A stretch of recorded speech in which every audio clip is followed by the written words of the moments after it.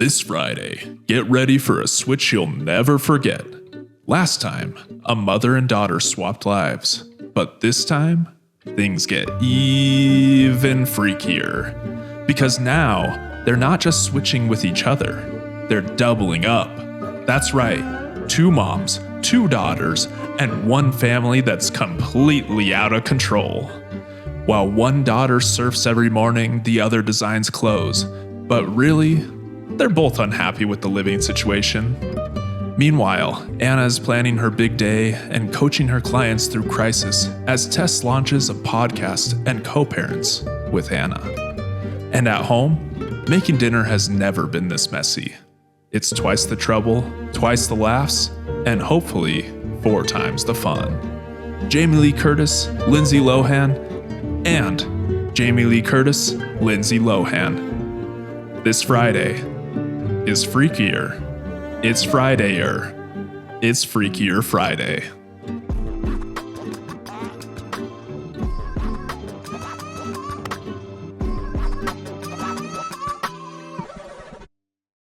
Welcome to the Burnt or Buttered podcast. I'm your host with the most, Toast.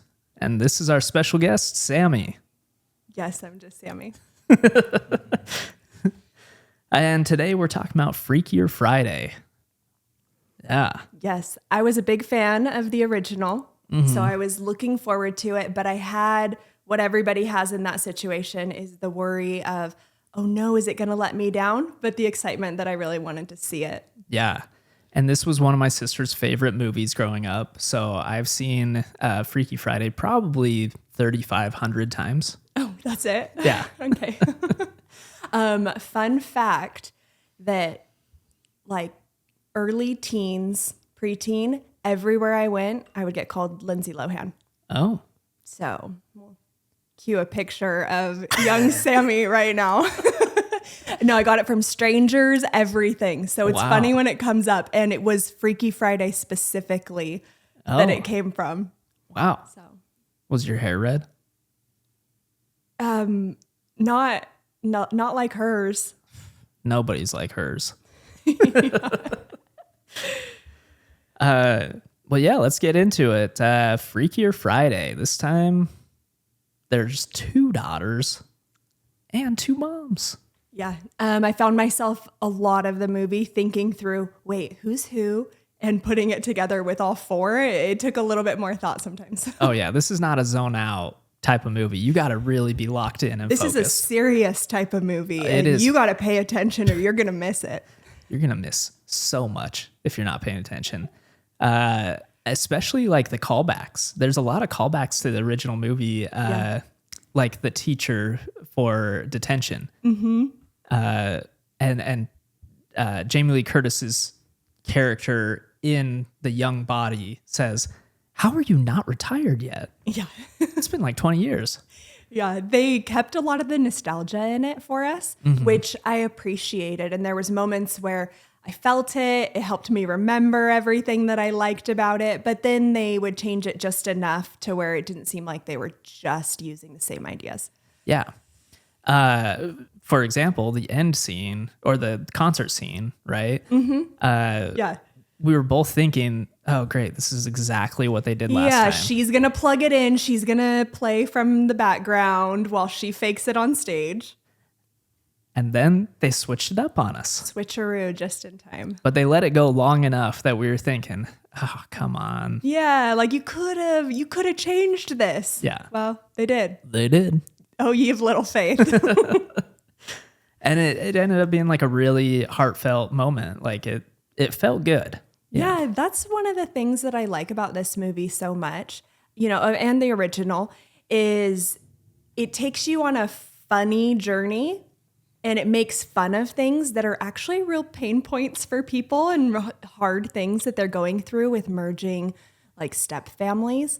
And so it's really nice to have the payoff at the end where it touches your heart, it feels good, and you become more connected to the characters. They reach outside of themselves. They connect to the other people, which is the whole point. And you feel it, and it makes you want to cry. It did, yeah. And yeah, it had so many of those good moments where like you remember the whole journey that took him here. You remember the original movie, and there's just so many good moments where you're like, yes. Yeah, it is. There's feel good in it. Mm-hmm. And it's nice to see the characters have their turnaround. I think they each had good moments in it. They would split off into like the 2 and 2. So they each developed their own story and turnaround. Yeah. I was worried that like we would get too much of one side or not enough of the other side, and or like the daughters would just kind of be thrown in there and not be real important. But it almost made it kind of like a Parent Trap. Like, yeah, well, then they had Meredith Blake in they there. did have her in there, yeah. And she didn't do that much, but just that little bit did make you think, oh, yeah, when they were connected in the Parent Trap, little more nostalgia. And the whole time I was just thinking, this is 2025. How do we have a movie where we don't have Lindsay Lohan playing 2 parts? I mean, something to think about. That would have been freakier. That would have been very freaky. One thing that I also liked is you probably predicted that Jake, you know, the original crush, was going to have a bigger part in things, and they just made him a side character. And so then they could do whatever they wanted with the story and show that there's much more important things than Jake. Yeah. But they still put him in there just for it almost enhanced the other characters. Mm-hmm. One of my favorite parts, well, that he still has a crush on Tess. And that he sees her and he cannot help himself but to want to talk to her and look at her and turn into like a charmer. And so they had just enough of that. And in his record store, when she was hiding on the ground and then he found her, he's like, Tess, what are you doing here? And then they start talking about her husband, I think Ryan. And is he still around? Is he still alive? I wasn't sure how to bring this up. Is he still with us? He's like, yeah. He's like, how old is he? I don't know. We never talk about it. He's old. It was actually really funny in that moment. Yeah.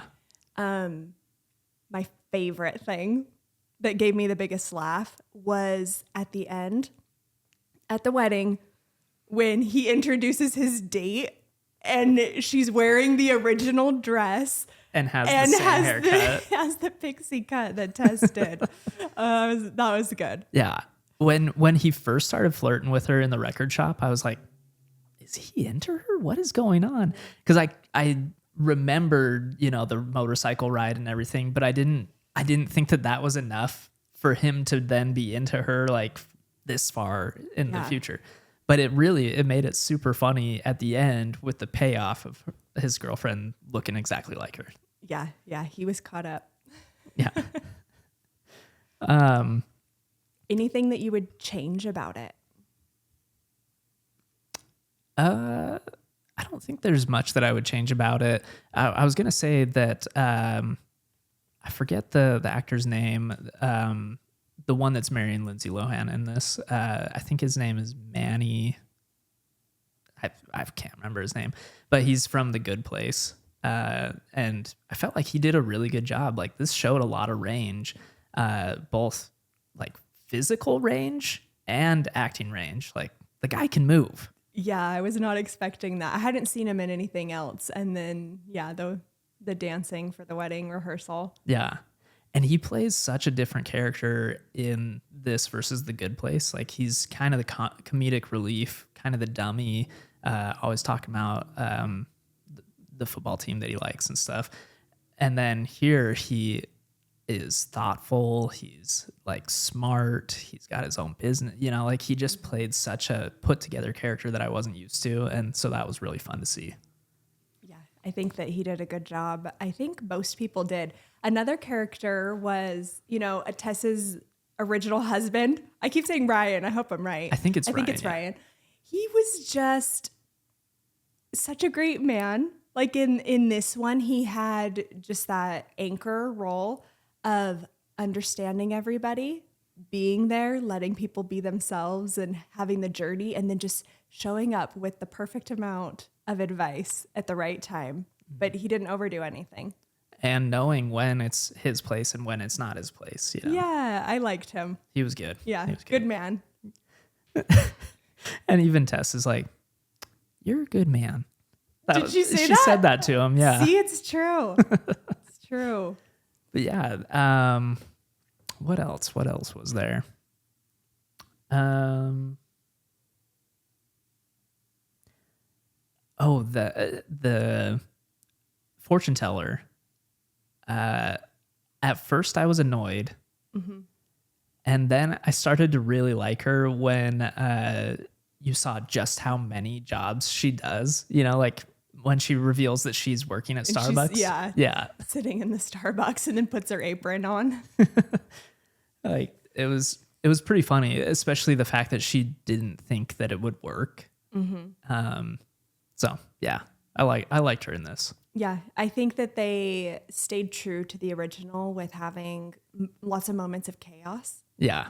And raw emotions to where it is chaotic. And I think that the start of the movie was very much that way.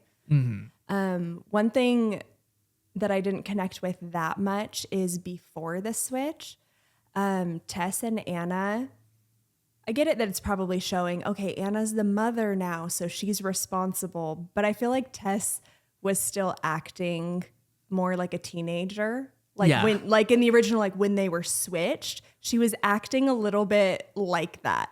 I'm like, I'm sure she got lessons from the original switch, but I felt like it totally changed her personality in the beginning. Yeah. Well, I feel like she's kind of free loving, you know, like very, you know, and so she does kind of seem a little immature in a lot of situations. So I could see her acting like a teenager and actually pulling it off, you know. Yeah. What else? I don't know. I think those are my main highlights, and I wouldn't change that much about it. I would say that I expected to dislike it more than I did, and then I found it enjoyable. Yeah. I didn't have high expectations for it either. I kind of thought that I thought it was going to be one of those that is just meh. Mm-hmm. But it was pretty fun. Yeah, I thought it was good. Yeah. Well, let's get into a rating here. Let's rate it. You want to go first? All right. I'm going to give it a 3.5. I felt like it was a really fun ride. It got a little bit long, I felt like, but not to the point where I disliked it or anything. And it had some fun twists and turns, surprises that you didn't see coming. So 3.5. Yeah, I think that I agree with all your comments on it. I will give it a 3. Whoa. And I think it was good. I don't know when I'll watch it again or be excited to watch it again. Given the choice, I'll watch the first one. Yeah. Or I'll watch Mean Girls. But I'm going to give it a solid 3. It was better than I expected it to be. It had funny moments. It had really thoughtful, empathetic moments of people learning and connecting with each other. So I got the feels I needed to get out of it. So solid 3. Yeah. All right. Well, we'll catch you on the next one.